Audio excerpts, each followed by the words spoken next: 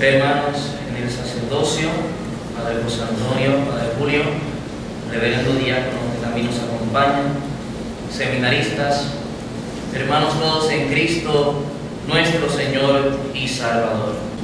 El Evangelio que hemos proclamado da pie a la enseñanza que se me ha pedido, ¿verdad?, impartir a través de la predicación en este quinto día de la novena en honor a Nuestra Señora del Carmen. Vemos cómo el Señor en su Evangelio eligió a 12 apóstoles para que realizaran obras en su nombre: sanar enfermos, resucitar muertos, purificar a los leprosos, etc. Pero una de esas encomiendas mayores era proclamar el reino de los cielos, que fuesen a evangelizar, llevar a todos a un conocimiento pleno de la fe, para que a su vez le enseñen a otros, pero sobre todo que vivan esta fe íntegramente.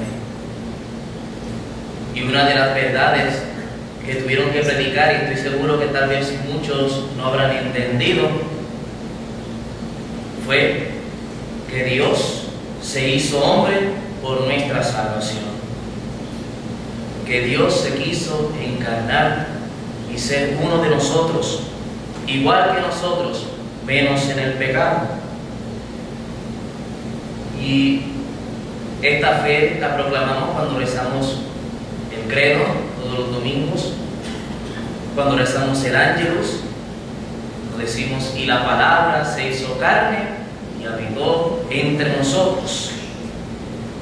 Pero todo esto tiene su base en la Sagrada Escritura, sobre todo en el prólogo de San Juan, cuando nos dice: y la palabra se hizo carne y acampó entre nosotros. Ahora la pregunta que algunos se hacen es: ¿por qué la palabra se hizo carne? ¿Por qué Dios se ha hecho hombre? En el credo encontramos la respuesta: que por nosotros los hombres y por nuestra salvación bajó del cielo, y por obra del Espíritu Santo se encarnó de María la Virgen y se hizo hombre. Es la respuesta fundamental y perennemente válida para la pregunta: ¿por qué la palabra se ha hecho carne? Pero tiene necesidad ella misma de ser comprendida a fondo, y muchos teólogos han tratado este tema. Esto es uno de los temas que se trata también en cristología, y que muchos nos matamos la cabeza cuando hacemos todos estos estudios. Ahora lo digo con tranquilidad: Padre Julio fue el que me dio el curso de cristología, y él sabe todas las discusiones y todos los debates que se dan. Y uno de los santos de la iglesia de la época medieval, San Anselmo, explica esto, y él parte de la idea del honor de Dios, ofendido por el pecado, que debe ser reparado, y del concepto de justicia de Dios, que debe ser satisfecho. Él escribe un tratado con el título Cur Deus Homo, que significa ¿por qué Dios se ha hecho hombre? Y cito un fragmento del mismo: la restauración de la naturaleza humana no hubiera podido suceder si el hombre no hubiese pagado a Dios lo que le debía por el pecado. Pero la deuda era tan grande que para satisfacerlo era necesario que aquel hombre fuese Dios. Por lo tanto, era necesario que Dios asumiese al hombre en la unidad de su persona, para hacer, sí, que aquel que debía pagar y no podía según su naturaleza, fuese personalmente idéntico con aquel que lo podía.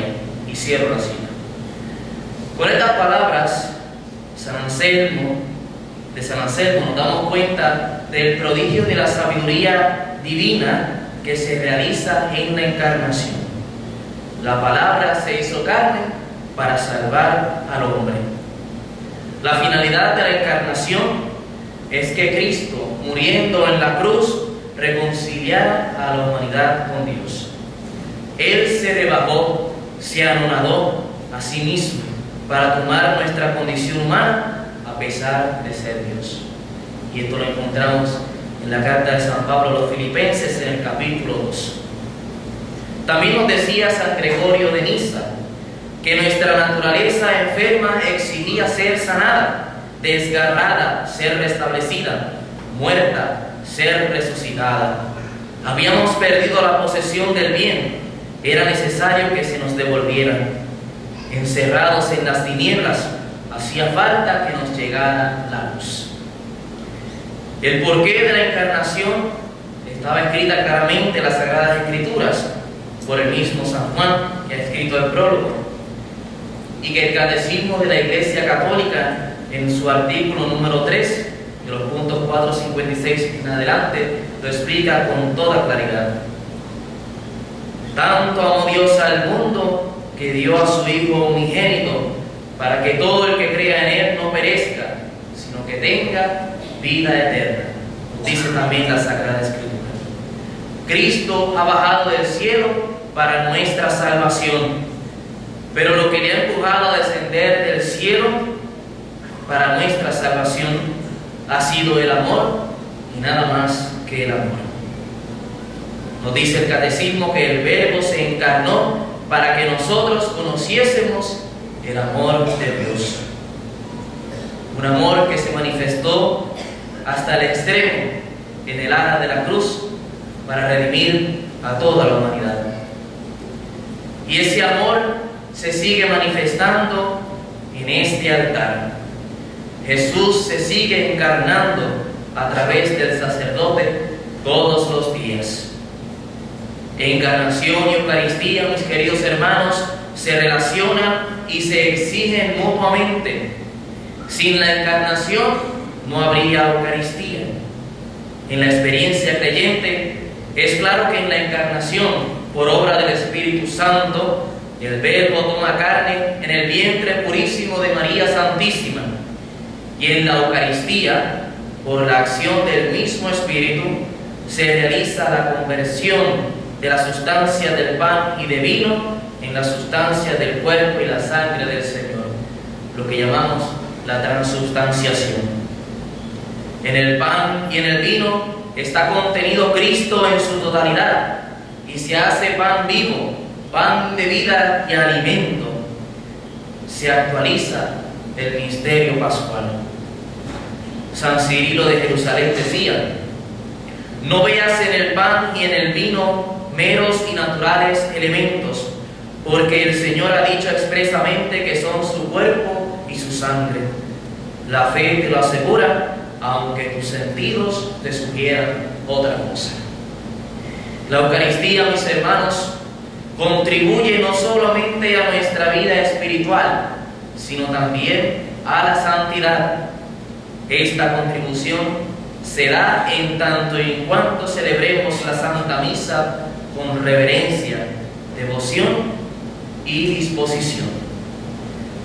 Cuando leemos la biografía de los santos, especialmente quiero hacer mención de San Pío de Pietrelcina, se cuenta que él celebraba la Eucaristía con sumo detenimiento, reflexionando sobre cada detalle que comprende este sacramento. Él hacía que las personas gustasen de la presencia de Cristo en la Eucaristía.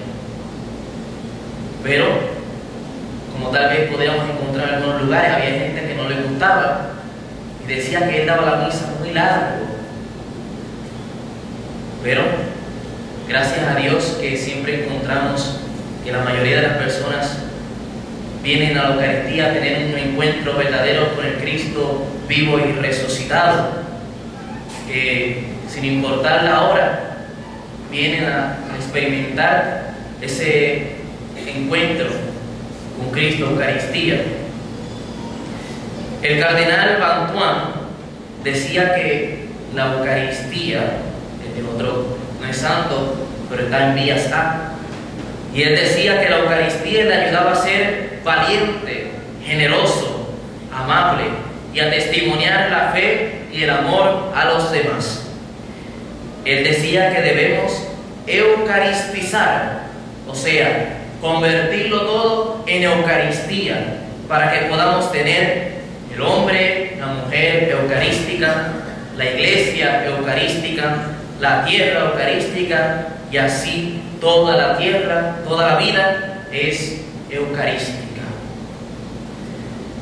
Si nosotros queremos ser evangelizadores, si nosotros queremos dar ese testimonio de Jesucristo en medio del mundo, tenemos primero que ser hombres y mujeres de Eucaristía.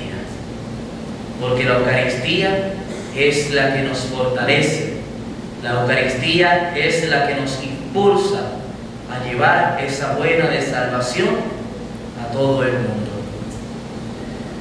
La palabra se hizo carne y habitó entre nosotros y sigue presente por medio de la Eucaristía.